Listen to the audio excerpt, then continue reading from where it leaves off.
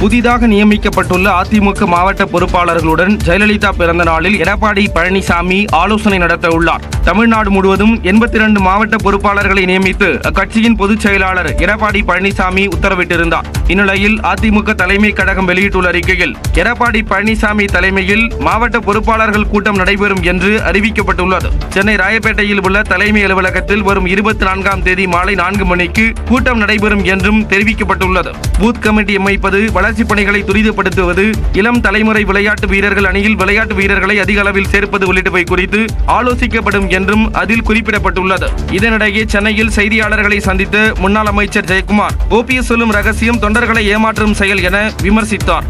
கொசுக்களை பத்தி பேசாது, ஏதோ சொல்ற ரகசியம் சொல்லிட்டு அந்த ரகசியன்னு வார்த்தை வந்தாலே யாரோட யார் தொடர்புன்னு நல்லா தெரியும். அதிமுக வெற்றி பெறுவதற்கான ரகசியம் தனக்கு தெரியும் என்று ஓபிஎஸ் கூறியதற்கு அவர் இந்த பதிலை அளித்தார்.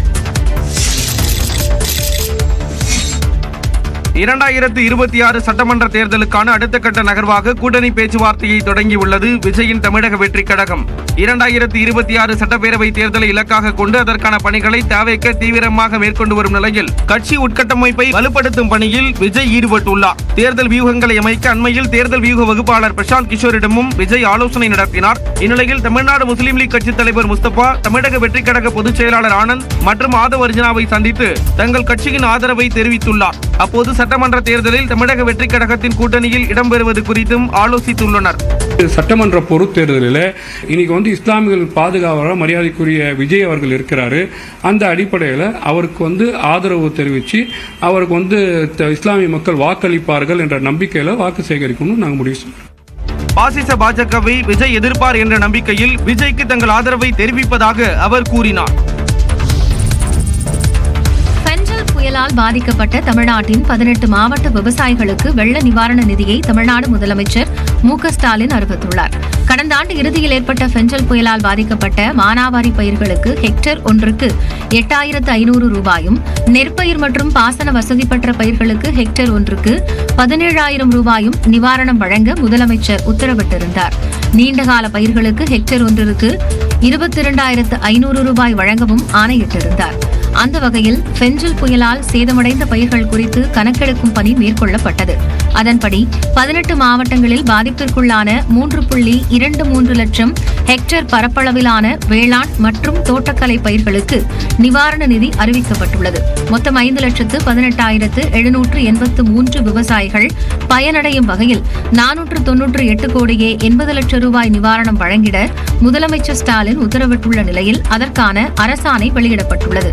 இந்த நிவாரணத் தொகை நேரடியாக விவசாயிகளின் வங்கிக் கணக்கில் ஓரிரு நாட்களில் வரவு வைக்க நடவடிக்கை மேற்கொள்ளப்பட்டு வருவதாக தமிழ்நாடு அரசு தெரிவித்துள்ளது. இங்க எத்தனை பேருக்கு தெரியும், அண்ணன் விஜய் அவர்கள் ஒரு தனியார் சிபிஎஸ்இ பள்ளி நடத்துறது. தமிழக வெற்றிக் கழகத்தினுடைய தலைவர் திரு விஜய் அவர்கள் ஒரு சிபிஎஸ்இ பள்ளி நடத்துறாங்க பதூர்ல. அந்த பள்ளியினுடைய பெயர் விஜய் வித்யாசிரம். மும்மொழி கொள்கை தொடர்பாக பேசும்போது தமிழக பாஜக தலைவர் அண்ணாமலை தெரிவித்த கருத்துக்களே இவை. சென்னையில் செய்தியாளர்களை சந்தித்த அவர் மும்மொழி கொள்கை மூலம் இந்தி திணிக்கப்படாது என திட்டவட்டமாக கூறினார். 3வது மொழியாக ஏதாவது ஒரு இந்திய மொழியை படிக்க வேண்டும் என்று பிரதமர் அவர்கள் சொன்னார். அதான் அன்னைக்கு புதிய கல்விக் கொள்கையா இருக்கு. ஆனா இங்கே திராவிட முன்னேற்ற கழகத்தை சார்ந்தவர்கள், குறிப்பாக ஆளுங்கட்சியில அமைச்சர்களா இருக்கிறவங்க இல்ல இந்திய திணிக்கிறாங்க, மும்மொழி கொள்கை என்றால் ஹிந்தி எந்தி என்கிற தவறான ஒரு பிரச்சாரத்தை வைக்கிறாங்க. ಅಣ್ಣ 2 ಗ್ಲಾಸ್ ಟೀ ಬೇಕಣ್ಣ, ಅಣ್ಣ 2 ಗ್ಲಾಸ್ ಟೀ ಬೇಕು, ಮಾಡಿ ಅಣ್ಣ 2 ಗ್ಲಾಸ್ ಟೀ ಬೇಕು, ಒಂದು ಬಜ್ಜಿ ಬೇಕು, ಒಂದು ಮೊಸರನ್ನ ಬೇಕು ಮಾಡಿ ಅಣ್ಣ, ಮೇರಕೋ 2 ಗ್ಲಾಸ್ ಟೀ ಚಾಯೆ, ಥೋड़ा सा कम शुगर ಚಾಯೆ ಮಾಡಿ ಅಣ್ಣ, ಹೇಳ போடுங்க. சாப்பிடணும்னே பார்டரை தானா சாப்பிடணும் தலைவா, போர்டை படிக்கணும் தலைவா. மேலும் தமிழ்நாடு முழுவதும் வீடு வீடாக சென்று 3வது மொழி படிப்பு மீதான ஆர்வம் தொடர்பாக கணக்கெடுத்து குடியரசுத் தலைவருக்கு அனுப்ப உள்ளதாகவும் அண்ணாமலை தெரிவித்தார். மார்ச் 1ஆம் தேதி முதல் மே மாதம் வரை கையெழுத்து இயக்கம் நடத்த உள்ளதாகவும் அவர் குறிப்பிட்டுள்ளார்.